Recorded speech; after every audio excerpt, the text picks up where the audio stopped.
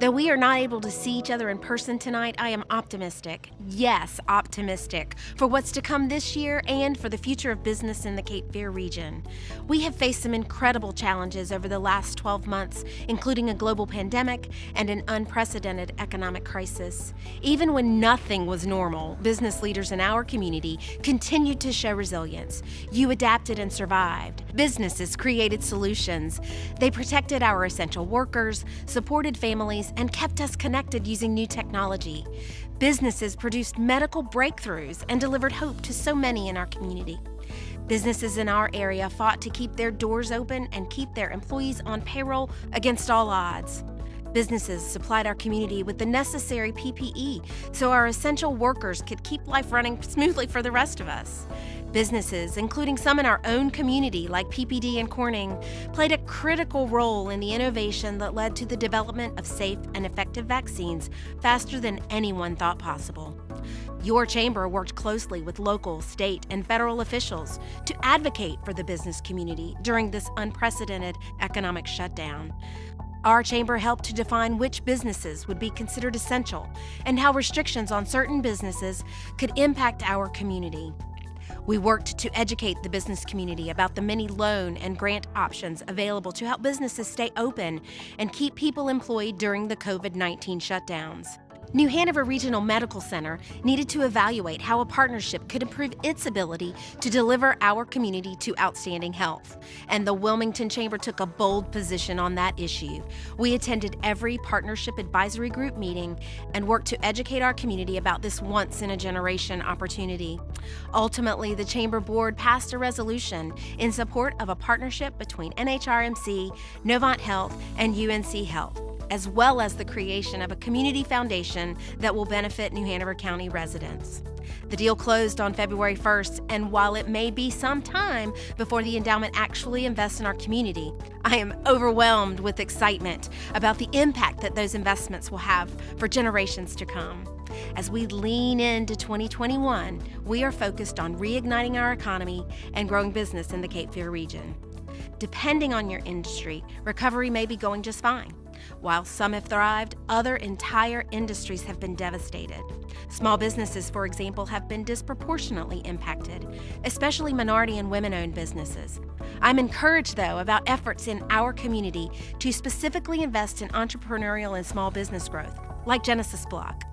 And the rest of the country is hearing about those efforts thanks to the work we are doing via social and earned media. A big shout out to Jim Roberts for attracting an Atlanta journalist here to learn about our tech and entrepreneurial ecosystem. Another piece of evidence that the rest of the country is hearing about our efforts is the United Van Line's in-migration statistics naming Wilmington the #1 city being moved to. Our secret is out, and we will see economic growth as a result.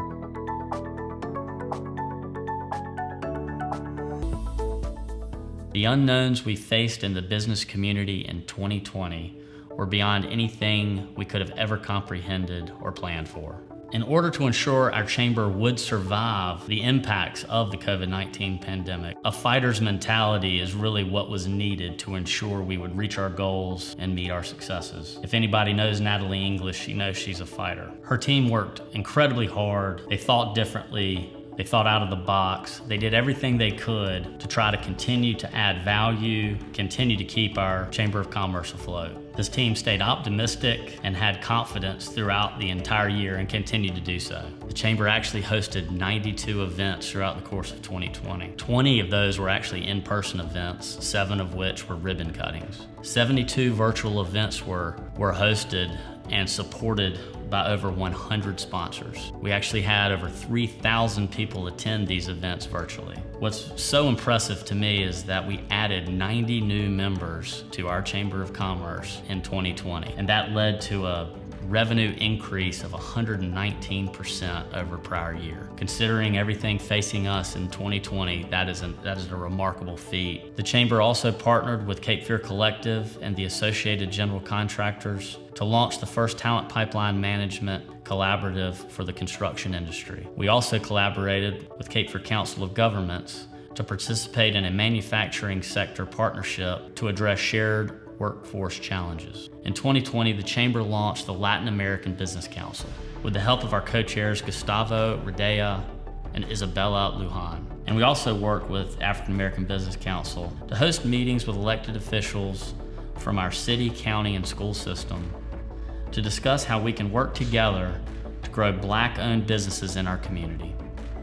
These councils have helped to inform our work on economic recovery issues that impact some of the most vulnerable populations in our area. That being said, it's time to do the official gavel handoff to Michelle Holbrook, who will be your 2021 board chair of the Chamber of Commerce. Michelle, you're going to do an incredible job. I'm so excited for what's coming for our chamber under your leadership. Thank you so much for all you're going to do. Thanks, T. Hi, I'm Michelle Holbrook, Global Supply Chain Project Manager at Corning Incorporated.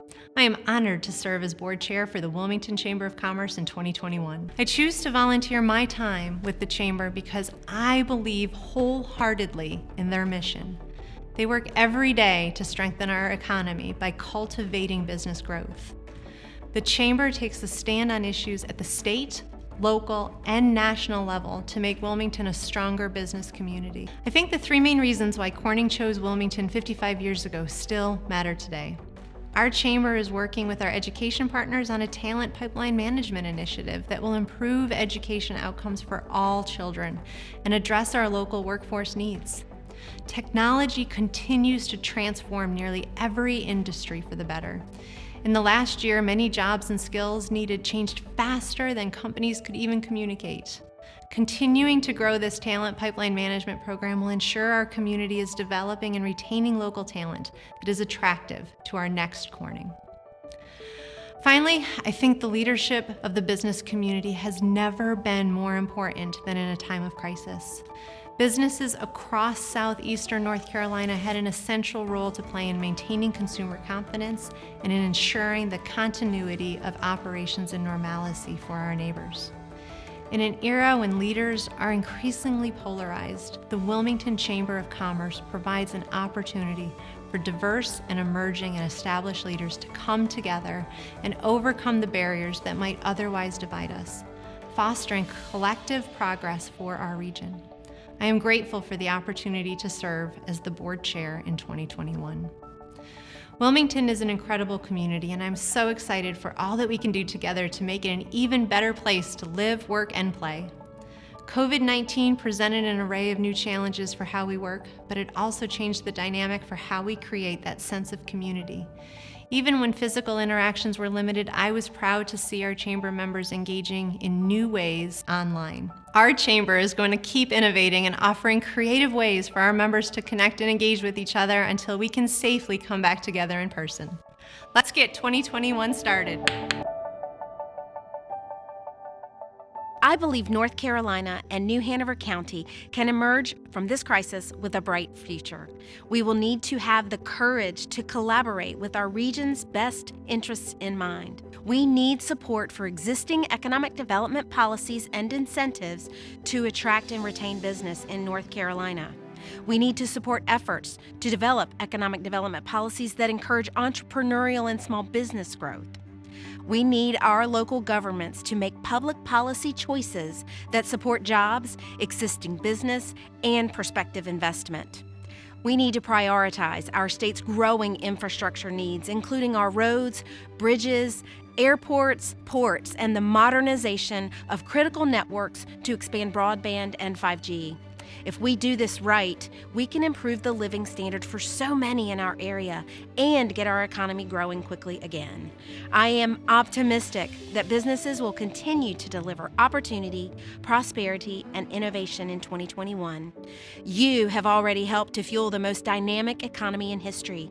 You have adapted and innovated in one of the most challenging years in our country's history. You find a way to make things happen. I'm counting on each of you. We've all got work to do, and we're going to keep going.